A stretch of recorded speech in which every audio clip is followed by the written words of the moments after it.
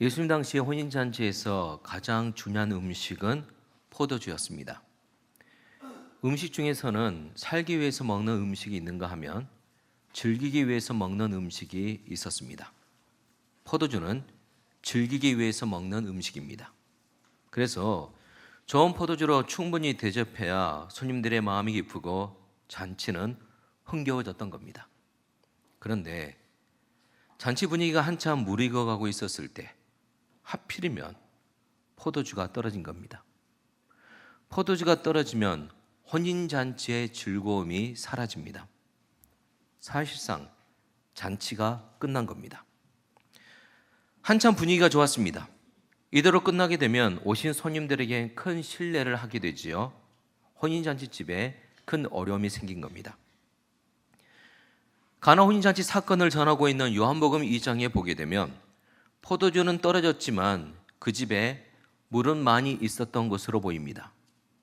식사 전후에 손을 씻는 데 사용되는 물이 6개의 돌 항아리에 가득 담겨 있었거든요. 하지만 아무리 물이 많이 있다고 해도 소용이 없습니다. 물로는 잔치를 치를 수 없기 때문입니다. 포도주가 있어야 합니다. 포도주가 있어야 잔치의 기쁨이 더해지면서 잔치를 계속할 수 있는 겁니다. 사랑하는 성도 여러분, 갑자기 뜬금없는 질문을 하겠습니다. 나는 물입니까? 포도주입니까? 성급하게 답하지 마십시오. 답하고 나서 괜히 이렇게 답했다 할 수 있으니까요. 속으로만요. 나는 물입니까? 포도주입니까? 물 같은 교인들은 신앙생활의 감격과 기쁨을 모르고 예수님을 믿는 사람들입니다. 하지만 포도주 같은 성도들은 다릅니다. 예수님을 믿으면서 감사와 찬양이 넘쳐나지요. 기쁘고 즐겁게 예수님을 믿습니다. 지금 어떻게 예수님을 믿고 계십니까?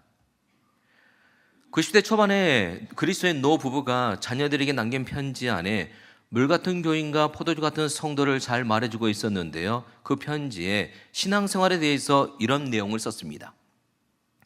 만약에 기독교 신앙이라는 것이 너희를 피곤하게 하고 힘들게 한다면 너희는 예수 그리스도와의 관계를 누린다기보다는 그저 종교 생활을 하고 있는 것이다.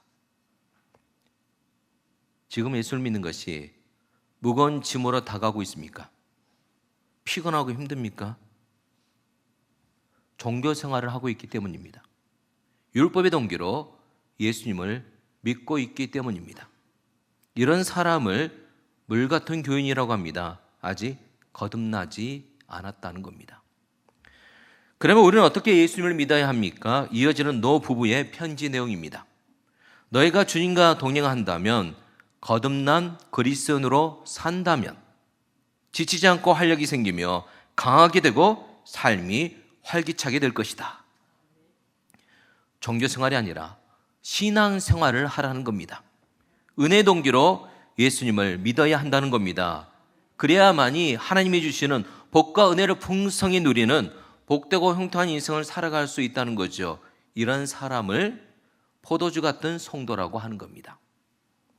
이를 위해 거듭난 그리스도인이 되라는 겁니다. 우리 해밀교회 모든 성도님들이 예수님을 행복하게 믿었으면 합니다. 예수를 믿으면서 감사와 찬양이 넘쳐났으면 합니다. 물론 살면서 이런저런 사건을 겪을 수 있습니다. 하지만 어떤 사건이든 간에 믿음으로 영적으로 돌파해 하나님의 놀라운 사랑과 은혜를 경험하는 믿음의 사람들이 될 수 있기를 바랍니다. 그러기 위해서는 거듭난 그리스도인이 되면 됩니다. 어떻게 해야 거듭난 그리스도인이 될 수 있습니까? 요한복음 2장에 나오고 있는 가나 혼인잔치 사건이 우리에게 그 비결을 알려주고 있습니다. 혼인잔치집에 포도주가 떨어져 큰 어려움이 생겼을 때 그 집의 종들이 예수님의 말씀을 손님의 말이 아니라 주인의 말로 듣고 순종했습니다. 바로 여기가 핵심 포인트입니다. 주인의 말로 듣고 순종했다는 겁니다. 그러자 물이 포도주로 바뀌는 놀라운 기적이 일어난 겁니다. 어떻게 물이 포도주로 바뀌었습니까? 우리가 잘 아는 것처럼 물과 포도주는 전혀 다른 겁니다. 상식적으로, 물이 포도주는 될 수 없습니다. 그런데 어떻게 물이 포도주가 된 겁니까? 예수님을 만났기 때문입니다. 시인 바이런은 이 장면을 이렇게 썼습니다. 물이 그 주인을 만나니 얼굴이 붉어졌더라. 물이 예수님을 만났기에 포도주가 된 겁니다. 그냥 만난 것이 아니지요. 예수님을 주인으로 만났습니다. 주님으로 만났습니다. 물이 주인이신 예수님을 만나니 포도주로 변화되었다는 겁니다. 물이 포도주로 거듭났다는 겁니다. 앞에서 했던 뜬금없는 질문을 다시 하겠습니다. 나는 물입니까? 포도주입니까? 많은 사람들이 처음에는 물로 시작하곤 합니다. 하지만 예수님을 제대로 만나면 물이 변하여 포도주가 됩니다. 예수님을 제대로 만나면 물 같은 교인이었던 내가 포도주 같은 성도가 됩니다. 거듭난 그리스도인이 된다는 겁니다. 예수님을 제대로 만났다는 것은요, 예수님을 내 인생의 주인으로 만났다는 겁니다. 바로 이것이 거듭남의 방법입니다. 사랑하는 성도 여러분, 지금 예수님을 어떤 분으로 만나고 계십니까? 내 인생에서 예수님은 어떤 분이십니까? 오늘 예배를 드리면서 예수님께 인사로 오셨습니까? 예수님은 항상 우리와 함께 계십니다. 그래서 예수님을 임마누엘 주님이라고 하시는 거예요. 항상 우리와 함께 계시는 분이라는 겁니다. 신앙이 좋고 선정을 베풀었던 영국의 빅토리아 여왕은 종종 궁궐을 빠져나와서 서민들과 사귀고 대화하는 것을 즐겼습니다. 한 번은 믿음이 좋은 한 가부의 집을 찾아갔지요. 여왕은 가부와 함께 시간 가는 줄 모르고 신앙 이야기를 나누었습니다. 대화 중에 가부의 믿음에 감동을 받은 여왕이 이렇게 물었지요. 부인을 찾은 손님 중에 가장 고귀한 분은 누구십니까? 여왕은 이 질문을 하면서 믿음 좋은 가부가 예수님입니다. 그렇게 답하기를 내심 기대했습니다. 그런데요, 전혀 뜻밖의 대답이 나왔죠. 가장 귀한 손님은 두말할 것도 없이 여왕 폐하이십니다. 제 생애 최고의 손님이십니다. 이 대답에 여왕은 실망했습니다. 그래서 이렇게 다시 말했죠. 부인을 찾아주신 최고의 손님은 예수님이 아닐까요? 신실한 가부는 이렇게 대답했습니다. 예수님께서는 결코 손님이 아니십니다. 제 주인이십니다. 예수님께서는 제 집에 처음부터 계신 분이십니다. 저는 그분을 위해 존재합니다. 사랑하는 성도 여러분, 예수님은 내 인생에서 손님이십니까? 주인이십니까? 지금 내 마음에 예수님은 어느 자리에 계십니까? 전도할 때 많이 사용하는 사역리라는 것이 있습니다. 복음에 담겨있는 중요한 메시지를 4가지로 간단히 정리한 건데요. 사역리에서 세 종류의 사람을 소개하고 있지요. 이 중에 1번은 예수님을 안 믿는 사람이고 2번과 3번은 예수님을 믿는 사람이죠. 그렇다면 예수님을 믿고 있는 2번과 3번은 어떤 차이가 있는 겁니까? 지금 내 마음을 들여다보시길 바랍니다. 3번 그림에 나오는 사람은 예수님을 믿는다고 하나 여전히 내가 주인인 사람입니다. 이 사람에게 예수님은 주인이 아닙니다. 손님에 불과합니다. 예수님의 마음에 계시기는 하지만 변두리에 계십니다. 손님의 자리에 계십니다. 이런 사람을 물 같은 교인이라고 합니다.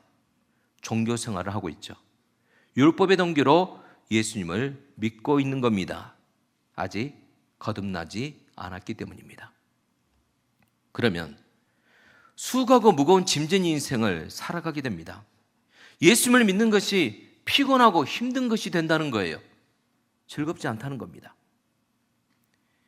이런 우리를 예수님께서 초청하셨습니다. 마태복음 11장 말씀입니다. 너희는 피곤하고 지쳤느냐? 종교 생활에 탈진했느냐? 나에게 오너라. 나와 함께 길을 나서면 너희 삶은 회복될 것이다.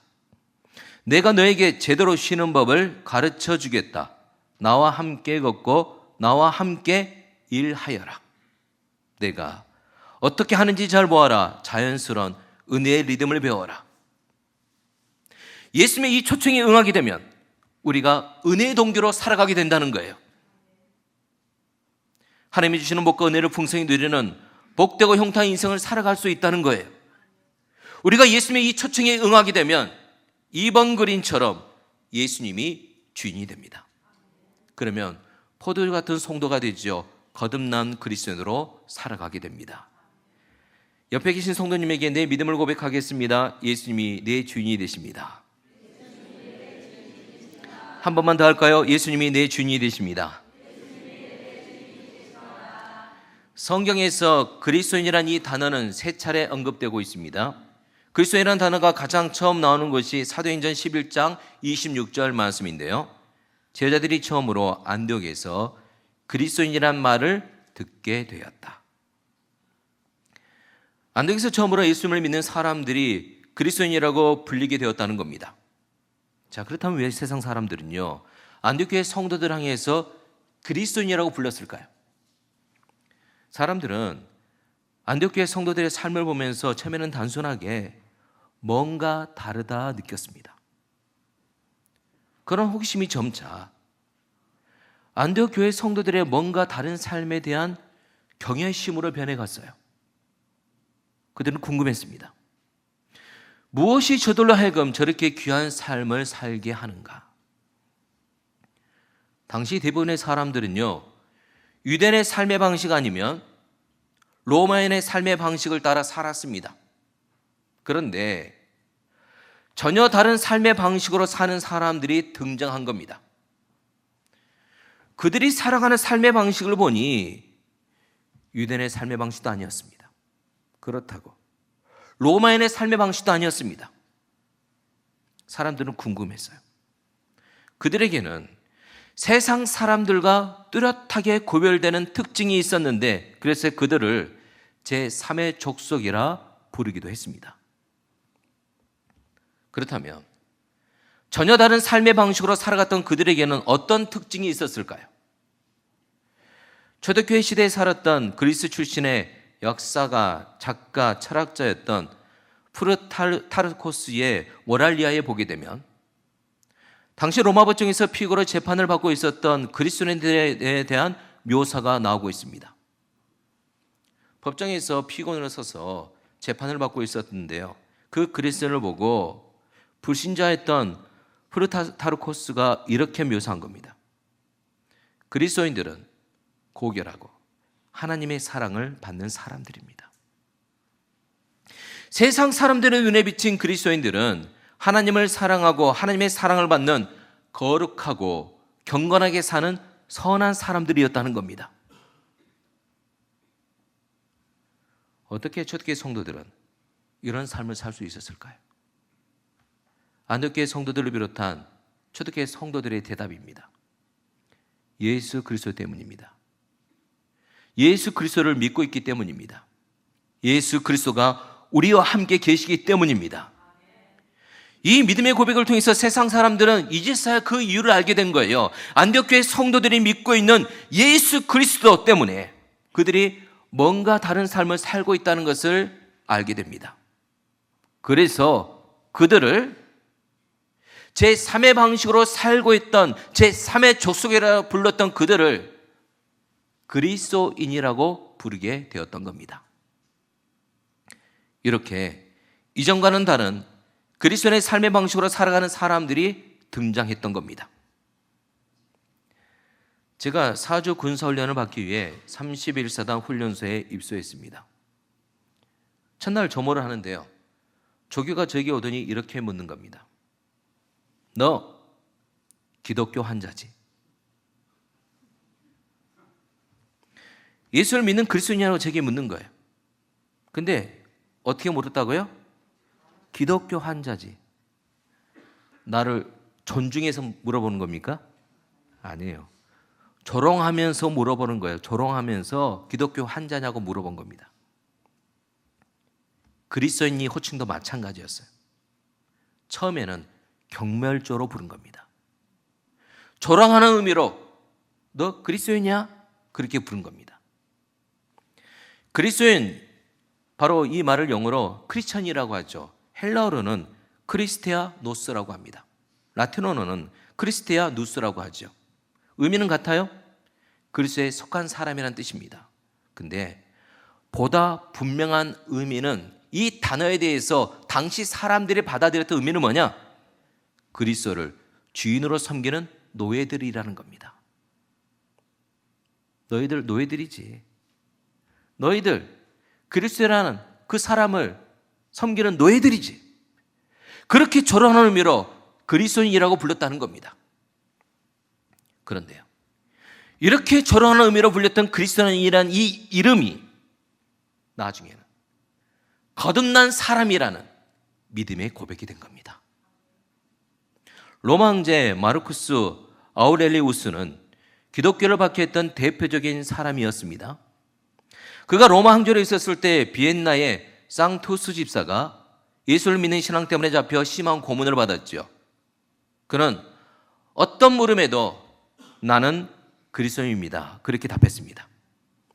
이름을 물어도, 출신 민족과 고향을 물어도, 노예인지 자유인지 물어도 그는 오직 나는 그리스도입니다, 이렇게 확고하고 짧게 대답했다고 합니다.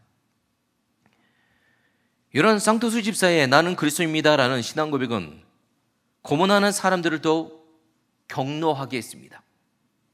결국 그는 화형 선고를 받았죠. 죽어가는 그 순간까지도 그는 끝까지 믿음의 고백을 했습니다. 나는 그리스도인입니다. 상투스 집사의 이 고백은 이런 고백이었습니다. 나는 예수 그리스도의 노예입니다. 당시 이 고백은 그런 의미였던 겁니다. 주인이 누구라는 겁니까? 예수님이 내 인생의 주인입니다, 그런 고백이었던 겁니다. 그러기에 기꺼이 목숨까지도 드릴 수 있었던 겁니다. 어떤 사람이 상투스 집사처럼 예수님이 주인임을 믿음으로 고백할 수 있는 겁니까? 거듭난 그리스도인들만이 이런 믿음의 고백을 할 수 있는 겁니다. 오늘 말씀을 나누면서 여러 가지 질문을 했죠. 물입니까? 포도주입니까? 종교 생활을 하고 있습니까? 신앙 생활을 하고 있습니까? 율법의 동기로 예수를 믿고 있습니까? 은혜의 동기로 예수를 믿고 있습니까? 여러 질문을 했지만 이 질문들을 한 문장으로 정리할 수 있습니다. 예수님으로 인생의 주인이 바뀌셨습니까? 바로 그리스도인이 되는 게 무슨 의미인지를 우리에게 알려주고 있는 질문입니다. 한 복음 전도자가 이런 말을 했습니다. 수레가 차고에 들어간다고 자동차로 변해서 나오지 않듯이 교회 다닌다고 그리스도인이 되지 않습니다. 사랑하는 성도 여러분, 해밀교회 목회를 하면서 교인 숫자만 늘리고 싶지는 않습니다. 그런 목회가 아니잖아요. 그런 사명을 감당하는 게 아니잖아요. 그저 교회만 그저 왔다 가는 교인의 숫자를 늘리는 게 무슨 사명 감당하는 겁니까? 그리스도인들이 만들어져요. 그리스도인이 돼야 됩니다. 예수님을 만나야 됩니다. 이어지는 말입니다. 인생의 주인이 바뀌어야 그리스도인이 됩니다. 그리스도인은 예수 그리스도로 인생의 주인이 바뀐 사람입니다.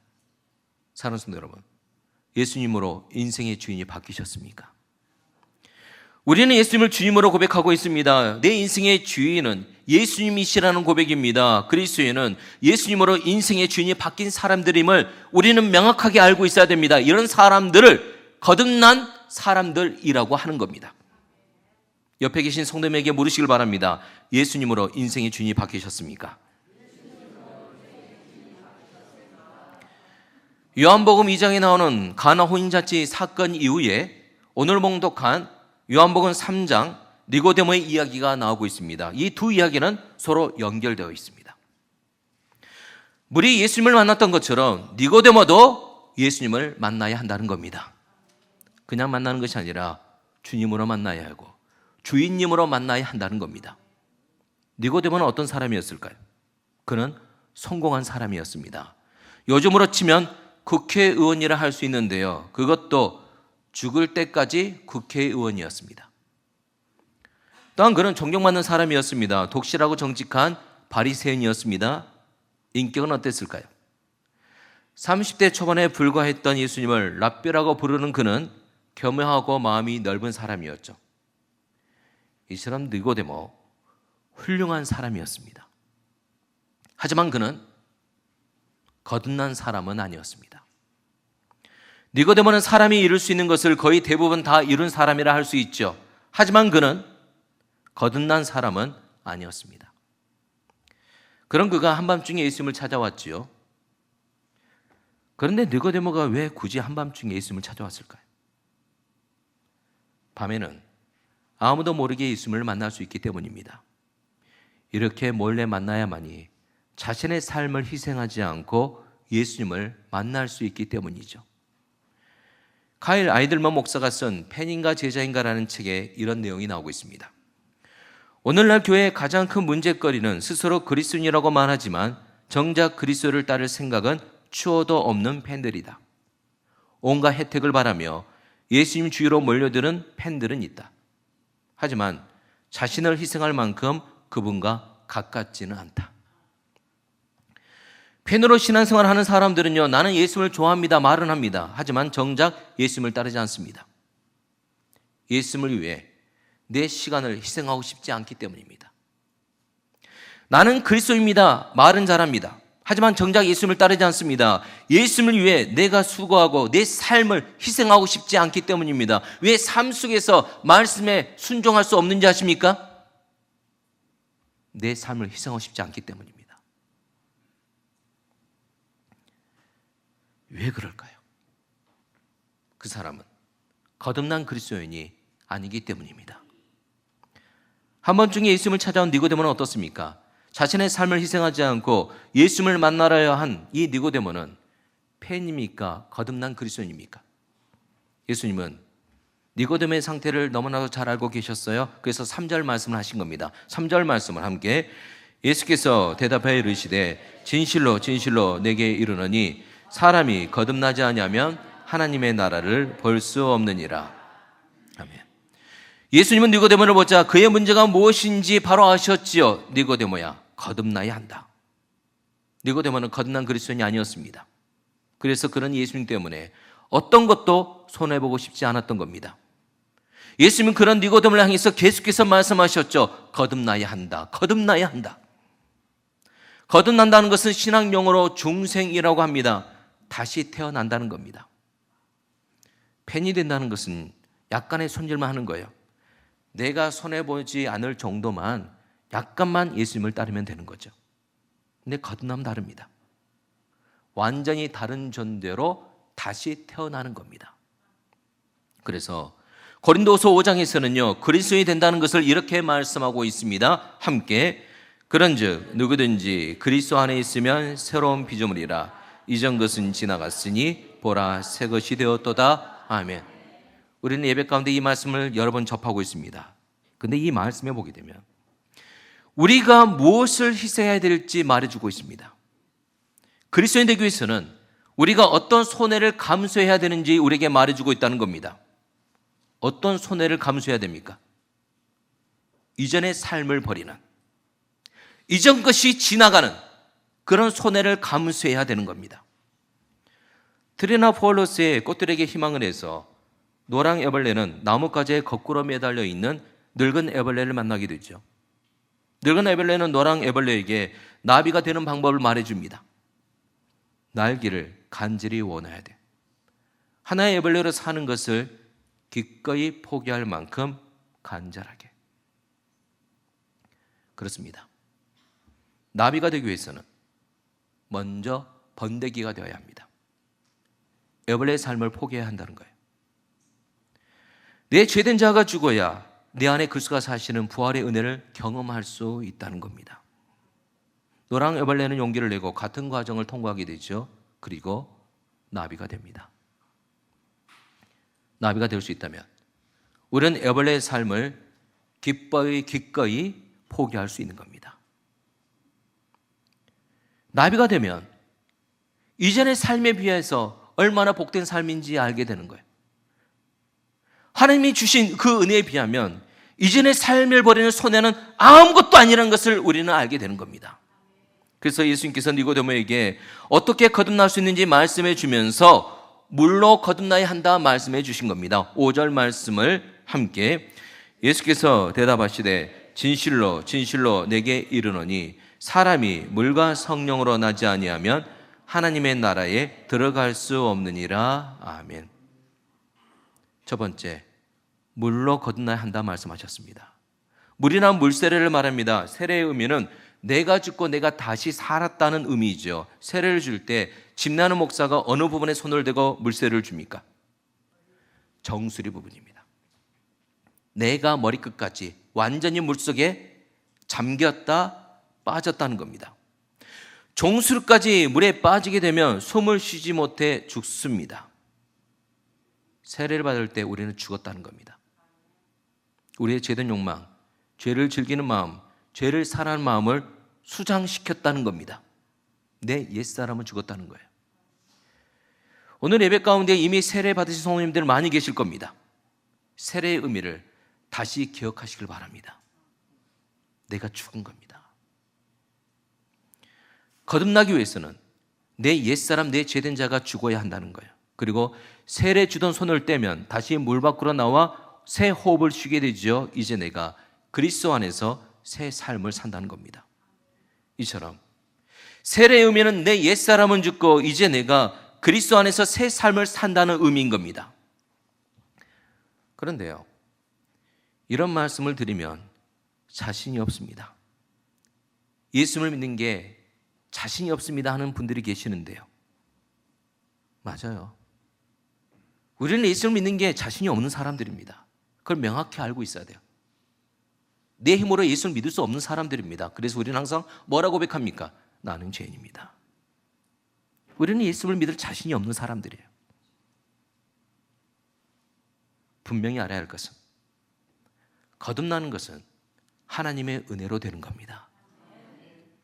거듭난다 헬라어 원어로 보게 되면 위로부터 태어난다는 의미를 갖고 있거든요. 위로부터 태어난다는 이 의미는요, 내가 노력해서 거듭난다는 것이 아니에요. 위에서 역사해야만이, 하늘에서 역사해야만이 하나님이 주신 은혜로 말미암이 전적인 은혜로 우리가 거듭날 수 있다, 그렇게 말씀하시는 거예요. 예수님도 그래서 그것을 잘 알고 있는 거예요. 거듭나야 한다, 위로부터 태어나야 한다, 하나님의 은혜로 태어나야 한다, 그렇게 말씀하시는 겁니다. 물이 포도주로 바뀌는 걸 생각해 보십시오. 물이 노력한다고 포도주가 됩니까? 물이 아무리 노력한다고 해도 포도주가 되는 건 불가능하죠. 어떻게 해야 물이 포도주가 됩니까? 예수님을 만나면 됩니다. 예수님을 주인으로 만나면 물이 포도주가 됩니다. 주인이 내가 그리스도인 된다고요? 진짜 그리스도인 된다는 거예요? 불가능합니다. 물이 포도주가 되는 것처럼 불가능한 일입니다. 그런데 우리가 예수님을 주인으로 만나면, 예수님이 내 인생의 주인이 되면 물 같은 내 인생이 포도주 같은 인생으로 바뀌어집니다. 진짜 그리스도로 살아갈 수 있다는 거예요. 거듭난 그리스도인이 된다는 겁니다. 그래서 두 번째, 거듭나기 위해서는 성령으로 거듭나야 합니다. 5절 말씀에 나와 있죠. 물과 성령으로 나지 아니하면, 우리가 위로부터 태어날 수 있는 것은 성령님을 통해서만 가능하다는 겁니다. 이렇게 물과 성령으로 거듭나게 되면 내 인생의 주인은 내가 아니라 예수님이 됩니다. 이제 나는 예수 그리스도가 주인이 된 삶을 살아가게 된다는 거예요. 이런 사람이 거듭난 그리스도인입니다. 오늘 말씀의 제목입니다. 믿음으로 함께 고백할까요? 함께, 나는 거듭난 그리스도인입니다. 아멘. 이 고백을 할 수 있다는 것은 하나님의 은혜입니다. 하나님의 은혜가 아니면 우리는 도저히 그리스도인이 될 수도 없고, 더더욱이 거듭난 그리스도인이 될 수 없기 때문입니다. 사랑하는 성도 여러분, 종교 생활을 하고 있습니까? 신앙 생활을 하고 있습니까? 율법의 동기로 살아가고 있습니까? 은혜의 동기로 살아가고 있습니까? 물 같은 교인입니까? 포도주 같은 성도입니까? 거듭나야 합니다. 예수님이 내 인생의 주인이 되어야 신앙생활이 즐겁고 행복한 겁니다. 신앙생활은 교회 안에서만 하는 것이 아니라 내 삶 속에서도 하는 겁니다. 근데 우리는 대부분의 삶을 삶 속에서 살아가잖아요. 예수님이 주인 된 삶을 살아가 보십시오. 삶의 의미가 달라질 것입니다. 예수님이 내 인생의 주인이 되어 행복하고 기쁜 신앙생활 하시기를 예수님의 이름으로 축원합니다. 우리를 그리스도인 되게 하신 하나님의 은혜에 감사하며 잘했어 일어나 함께 찬양하겠습니다.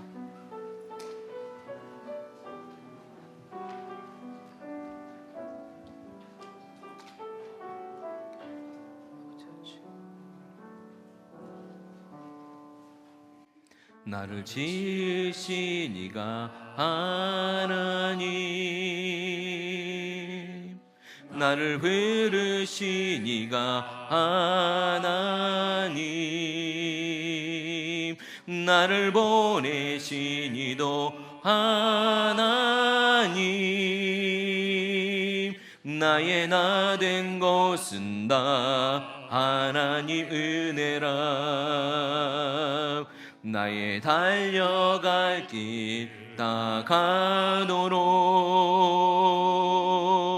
나의 마지막 호흡 다하도록, 나로 그 십자가 품게 하시니,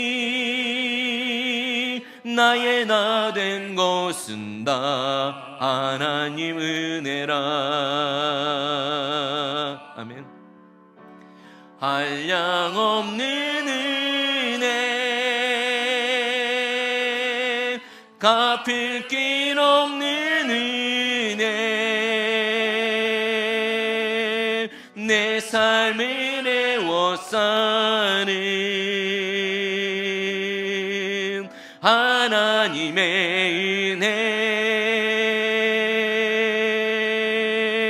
나 주저함 없이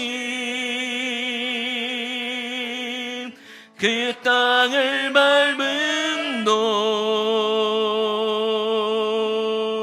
나를 붙드시는 우리 가운데 베푸신 그 은혜를 기억하며 다시 한번 찬양합니다. 한량없는 은혜, 하나님의 놀라운 그 은혜를 찬양하겠습니다.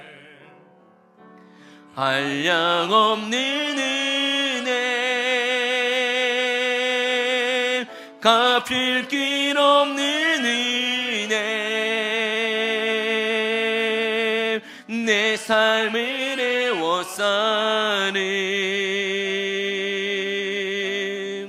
하나님의 은혜, 주저함 없이 그 땅을 밟음도 나를 붙드시는 하나님의 은혜. 아멘. 파송사를 드립니다.